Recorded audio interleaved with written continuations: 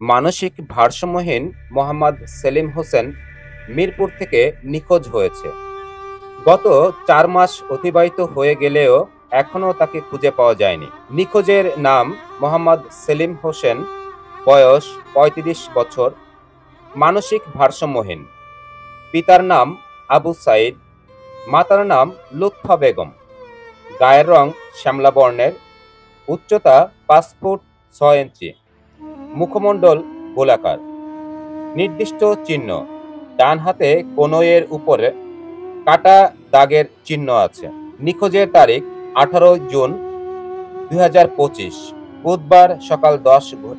পরনে ছিল কালো ট্রাউজার এবং সাদা হাফ শার্ট, এর মধ্যে কালো ফুটফুটে ছাপ। মিরপুর ১ নম্বর দারুস সালাম শাহ আলী মাজার গেট থেকে নিখোঁজ হয়েছে।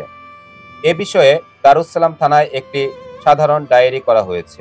যদি কেহ নিখোঁজের খোঁজ পেয়ে থাকেন কিংবা কোনো তথ্য জেনে থাকেন, দয়া করে আমাদের সাথে যোগাযোগ করুন। যোগাযোগের ঠিকানা: মোহাম্মদ রাজিবুল ইসলাম, প্রতিষ্ঠাতা ও নির্বাহী পরিচালক, ম্যান ফর ম্যান ফোর্স।